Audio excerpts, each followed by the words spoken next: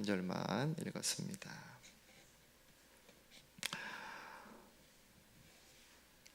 성탄절이 우리 다가오고 있죠.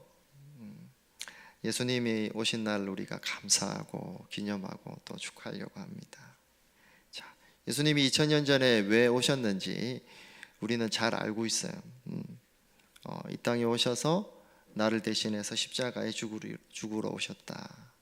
예수님이 오신 것이 단순하게 그냥 기뻐요, 좋아요 하는 이런 일이 아니고 내 죄의 문제, 죽음의 문제를 해결하기 위한 하나님의 뜻이었다는 것을 이제 알 수 있는 거죠. 그래서 우리가 성탄절을 앞두고 정말 이 십자가의 의미를 좀 다시 살펴보는 것은 정말 중요하다는 생각이 들었습니다. 우리 잘 알고 있죠. 최근에 예수님을 믿으신 분도 있고 오랫동안 이제 교회를 다니신 분도 있고 이런 다 물어보면 대답을 잘합니다. 예수님이 어떻게 하셨습니까? 오셔서 내 죄를 대신해서 죽으셨다. 근데 여러분 우리가 한번 생각을 해봐야 되는 거예요. 이런 생각이 든 적은 없나요? 왜 예수님 꼭 굳이 나를 구원하시기 위해서 꼭 그렇게 십자가에서 그렇게 힘들게 죽으셨는가? 그냥 좀 없는 걸로 하거나 용서해 주시면 안 되나? 하나님께서 그래 없던 일로 하자. 나 사랑의 하나님이야. 내가 다 없이 해줄게. 이러면 되는데 굳이 참 십자가 얘기 들으면 좀 부담스럽기도 하고 나 때문에 고통 당하셨다니까 미안하기도 하고 좀 다른 방법이었으면 되지 않나 이런 생각이 들 수도 있다는 거예요. 충분히 그런 생각이 들 수 있다는 거죠.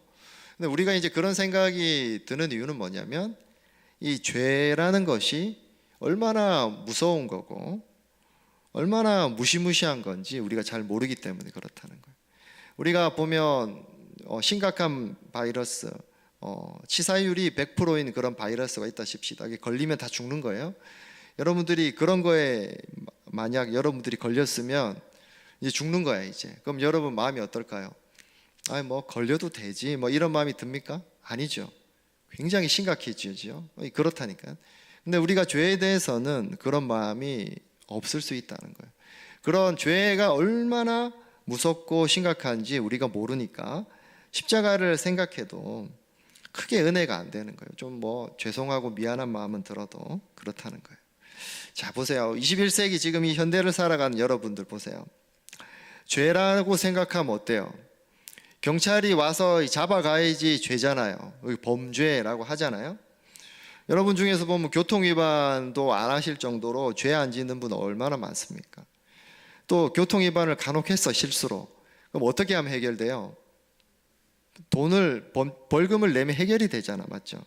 그럼 이게 해결된다는 거예요. 죄를 내가 지었는데 해결돼. 그럼 별로 이제 나는 죄인인 같지도 않고 큰 문제 없는 것 같다는 생각이 우리 현대를 살면 그런 생각이 든다는 거예요. 근데 성경은 죄를 그런 것으로 얘기하지 않는다는 거예요. 오늘 로마서 1장에 오늘 읽은 말씀에 보면 우리가 죄가 무엇인지를 세 가지로 얘기해요. 20절에 보면 사람이 하나님을 인정하지 않는 것이 죄라고 한다. 그럼 우리 실생활에서 어떤 거냐면 내가 하나님 믿는다고 하는데 하나님의 뜻을 찾지도 않고 관심도 없고 그냥 내가 원하는 거 내가 좋은 대로만 살아갈 때가 많다는 거죠. 그거가 이제 죄라는 거예요. 이제 죄다. 두 번째 21절에 어떻게 말하냐면 하나님을 영화롭게 그러니까 하나님께 예배드리지 않는 것 합당한 감사와 영광을 돌리지 않는 것도 죄라고 얘기합니다. 예배 제대로 드리지 않는 것도 죄다. 안 드리는 것도 죄다. 그리고 마지막 세 번째로 23절에 하나님 대신 우상을 숭배하는 것이 이제 죄라고 말하는 거죠. 쉽게 말하면 어떤 겁니까? 하나님 대신 내가 원하는 것, 내 욕망이나 물질을 더 우선해서 살아가는 게 이제 죄라고 말하는 거죠. 자, 우리 세 가지를 살펴봤는데 정말 그 죄의 본질을 보려면 정말 죄가 뭔지를 보려면 조금 더 나아가서 죄의 시작을 봐야 돼요. 죄의 시작은 창세기 3장에 나오거든요. 자, 그런데 이 창세기 3장 얘기를 어떤 신화적인 어떤 사건으로 자꾸 봐버리면 이게 다 놓쳐버린다는 거예요. 옛날에 뭐 옛날 옛적에 그런 얘기가 있었다는 게 아니고, 창세기 3장에 보면 뱀이 아담과 하와를 유혹하잖아요. 이게 마귀가 유혹하는 거죠. 그래서 하나님이 뭐라고 명령했어요? 하나만 하지 말라고 했죠. 다 주시고 선악을 알게 하는 나무의 열매만은 먹지 말라라고 명령하셨던 거예요. 그래서 너희가 이 명령을 어기면 반드시 죽는다. 근데 마귀는 어떻게 말했어요? 마귀는 반대로 말했죠. 아니야, 먹어도 괜찮아, 죽지 않아. 너 먹으면 하나님처럼 될 거다. 아마 하나님처럼 될 거라서 하나님도 너 먹지 말라 했을 거야. 이렇게 반대로 속여서 말한 거죠. 근데 아담과 하와는 모든 것을 다 주신 하나님 말을 안 믿고 누구 말을 더 믿은 거예요? 마귀의 말을 더 믿고 붙들어 버린 거죠. 자, 잘 보세요. 지금 잘 보세요. 여러분, 죄를 그냥 이렇게 범칙금이나 뭐 이렇게 어떤 이 세상의 기준에서 현대법으로 현대 지금 법의 어떤 구조로 여러분들이 이해하면, 지금 아담과 하와는 뭐 잘못한 거예요? 과일 하나 자기 마음대로 따먹은 거잖아요. 여러분, 뭐 그게 큰 잘못입니까? 여러분, 과일 하나 따먹어 가지고 여러분 뭐 30년형 선고받은 적 있어요? 없잖아, 그런 사람. 근데 과일 한 번 잘못 따먹었다고 영원한 죽음, 멸망이 임했잖아요. 여러분, 죄를 우리는 이 현대를 살아가면 죄를 자꾸 그런 식으로 생각한다는 거예요. 과일을 내 마음대로 말 안 듣고 따먹었다고 감옥 가는 사람 없지 않습니까? 자, 그러면 창세기 3장은 죄의 본질을, 정말 죄가 뭔지를 뭘로 얘기한다는 거예요? 뭘로? 따라해 봅시다. 하나님께 불순종하는 것. 하나님의 말을 안 듣고 불순종하고 하나님께 반역하는 것이 죄라는 거죠. 하나님이 앉을 자리에 이제 자기가 하나님 되려고 했던 그 죄. 다시 말해서 죄의 본질, 정말 죄가 뭐냐고 얘기할 때 불순종과 반역을 얘기한다는 거죠. 자, 잘 보세요. 그럼 이게 왜 심각한지 여러분 잘 보셔야 돼요. 여러분들이 부모님 말을 잘 안 듣지 않습니까? 우리 청소년 애들 잘하면, 우리 교회 성도들은 청소년들은 잘 듣겠지만 그래도 항상 잘 듣는 건 아니죠. 우리 굉장히 동의합니까? 어때요? 우리 동의합니까? 자, 보세요. 우리가 잘 안 들어요, 말을.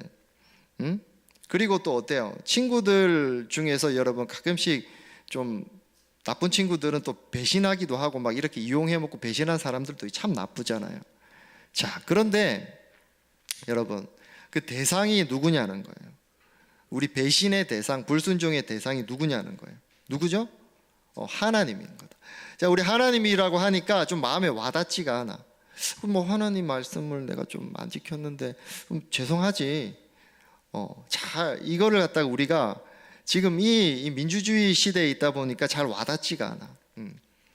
그러면 이제 조금 더 이제 뒤로 가서 우리가 이제 왕정 시대를 생각해 보자는 거예요. 조선 시대에 여러분, 왕에게 반역을 했다. 그럼 어떻게 됩니까? 죽어요. 그 사람만 죽었나요? 주변에 가족 다 죽었어요. 이렇게 뭐 좀 10년형 이런 게 아니고 그냥 다 죽었어. 그냥 다 죽었다는 거예요. 왜 그렇습니까? 왕의 그 지위와 권력이 가장 높았었던 시대잖아요. 자, 그러면 하나님의 위치는 어떻다는 거예요? 인간 왕들하고 비교할 수 있습니까? 없다는 거예요. 인간을 창조하시고 우주 만물을 지으시고 통치하시고 주인 되신 하나님께 대한 불순종과 거역의 이 대상이 하나님이기 때문에 이 너무 심각한 죄라는 거라는 거예요. 너무 심각한 죄다. 우리 지금 한국이 잘 살게 됐잖아요. 예전에 비해서. 예전에 우리나라가 필리핀보다 못 살았지 않습니까? 아무것도 없었잖아요. 근데 굉장히 잘 살게 되었잖아요. 그래서 기독교가 이렇게 부흥할 때 보면은 하나님의 아무것도 없을 때는 하나님을 그렇게 의지하고 그렇게 많이 모였어, 우리가.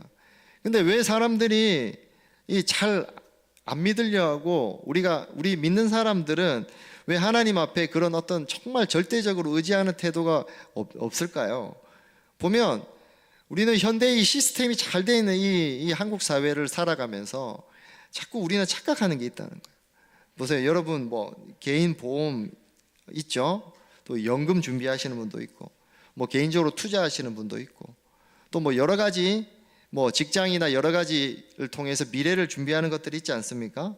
다시 말하면 조금 우리가 살만해지면 우리가 사람이 착각한다는 게 있다는 거예요. 뭘 착각한다는 거예요? 내가 마치 미래를 통제할 수 있다고, 미래를 갖다가 내가 원하는 대로 할 수 있다는 착각을 한다는 거예요.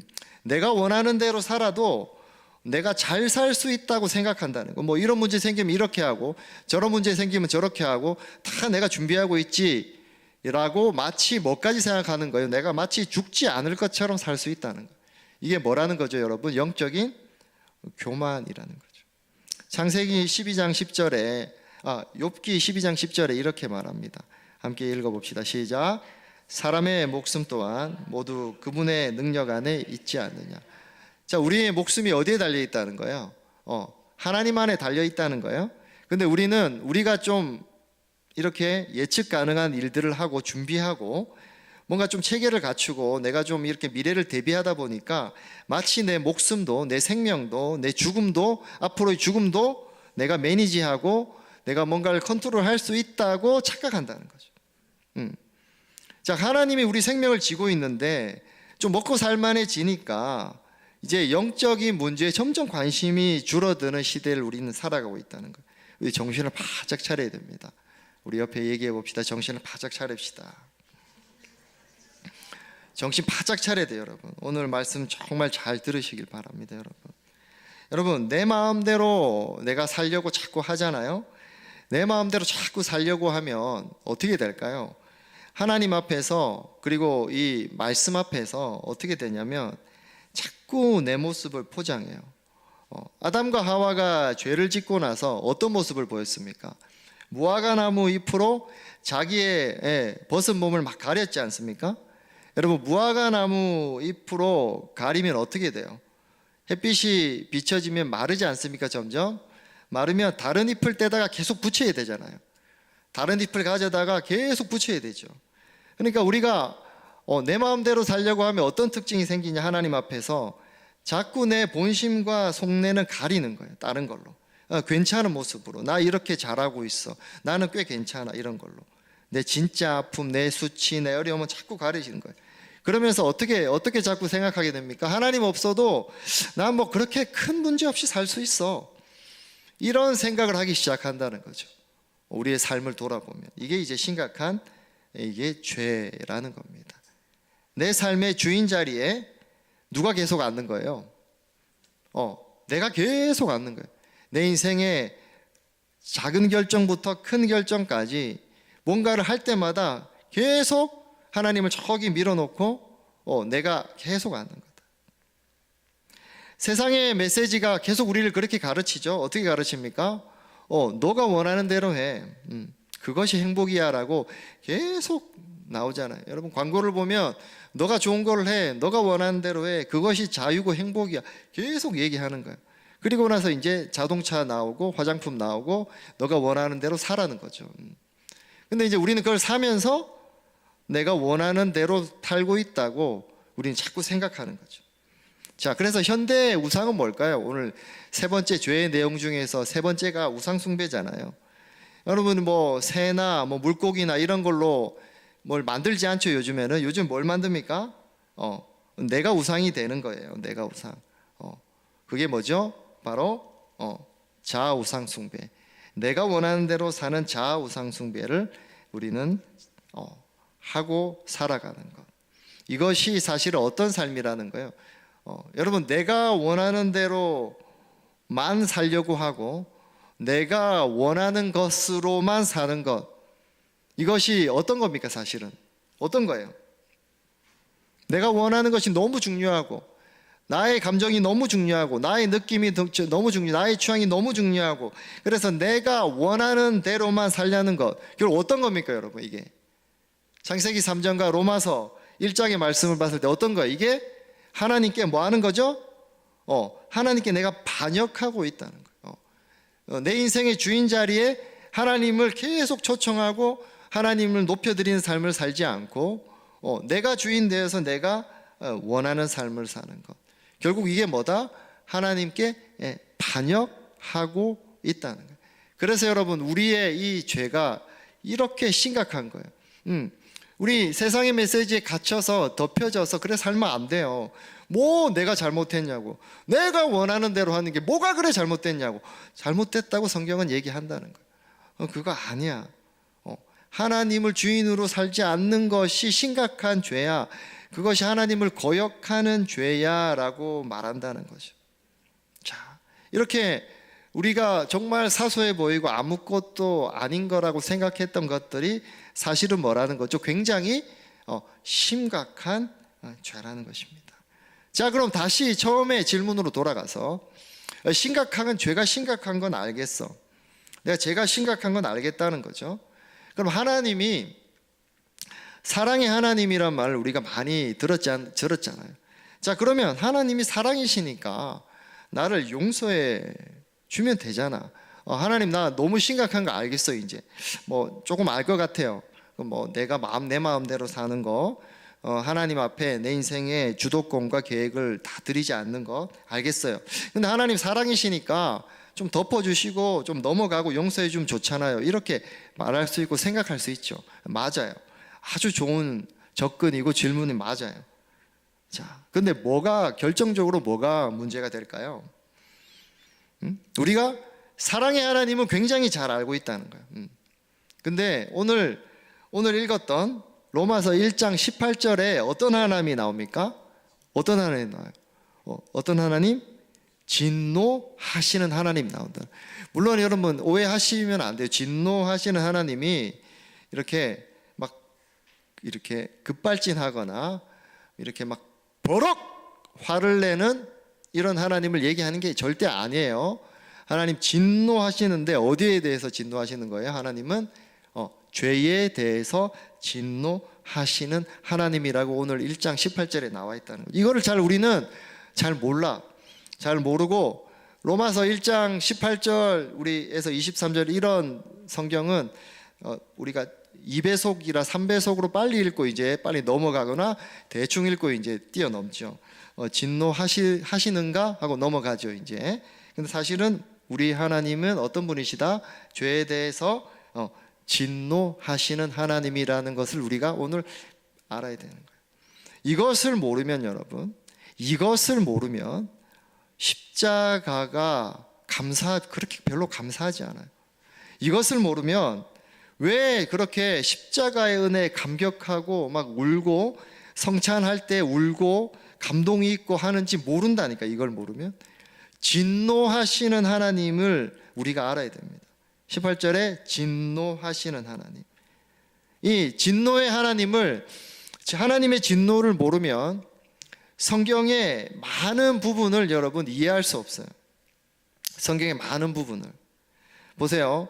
여호수아서에서 보면 여호수아 가나안 땅을 정복하지 않습니까? 그때 하나님께서 뭐라고 말했어요? 다 죽이라 하셨잖아요. 맞죠? 다 죽이라 했어.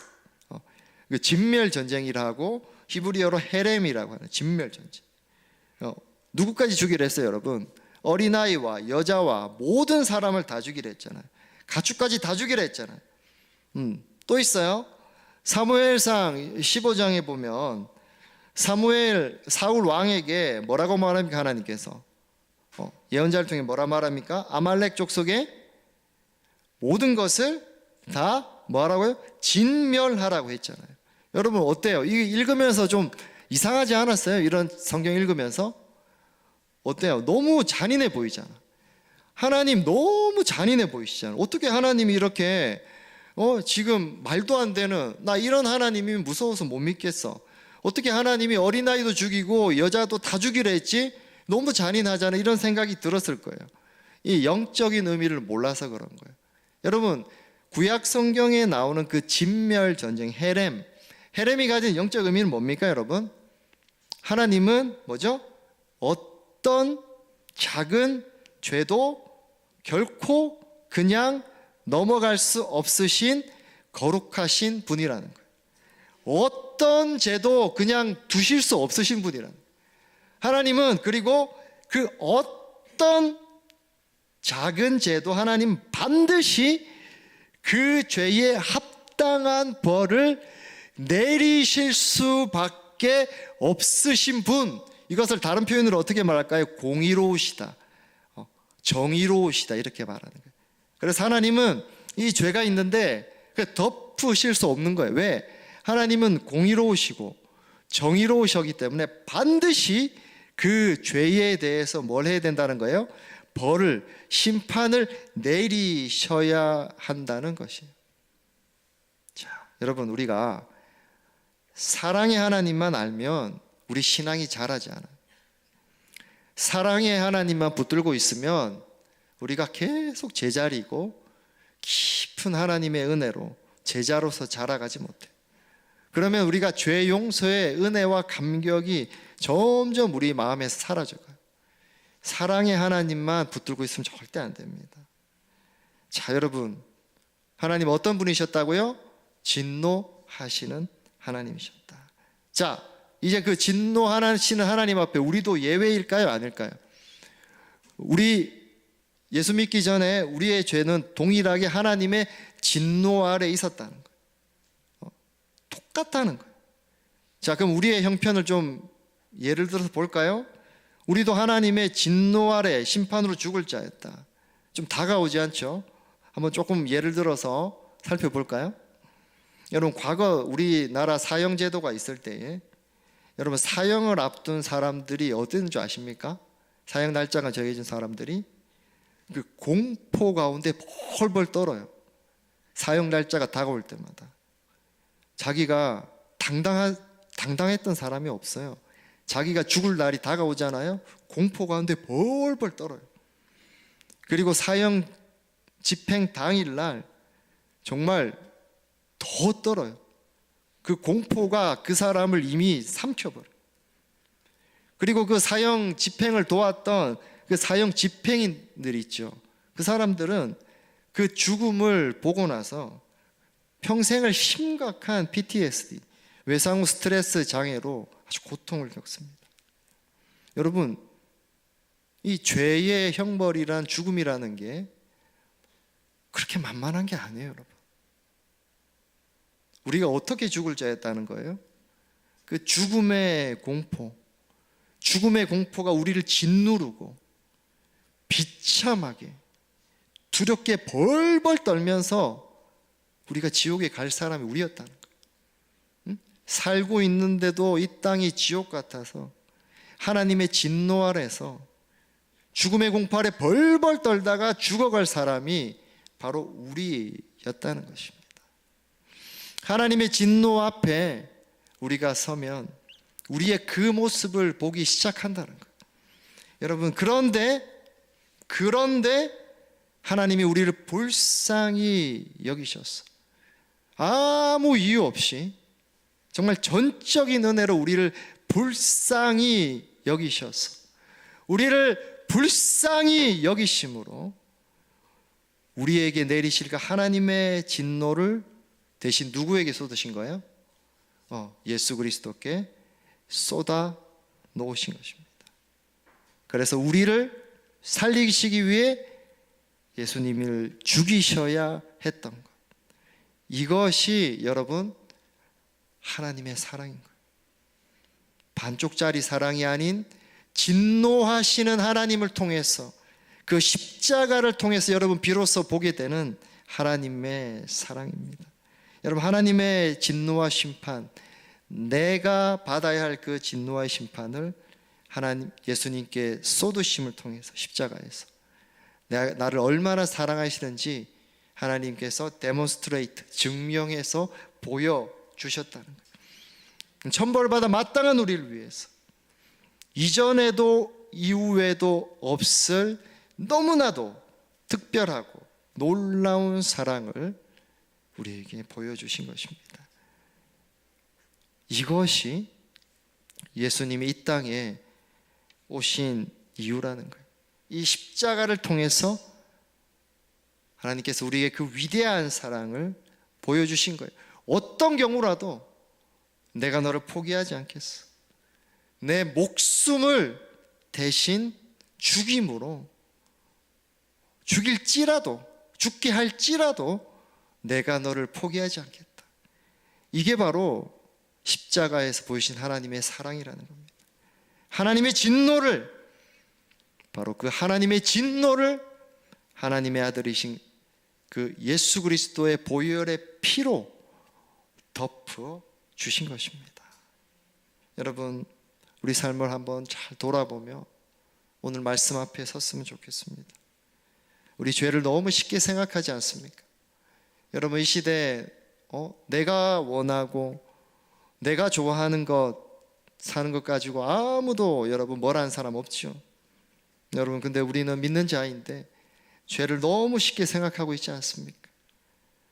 여러분, 내가 원하는 대로 사는 것, 내가 좋은 대로 사는 것, 이것이 말씀 앞에서 얼마나 심각한 죄인지 돌아봅시다. 여러분, 내가 하나님에 대한 아무런 두려움 없이 정말 반쪽짜리 복음만 붙들고 큰 은혜도 누리지 못하고 그렇게 살고 있지는 않은가? 여러분, 우리 아무런 두려움 없이 그냥 슬쩍슬쩍 죄짓고 살고 있지는 않습니까?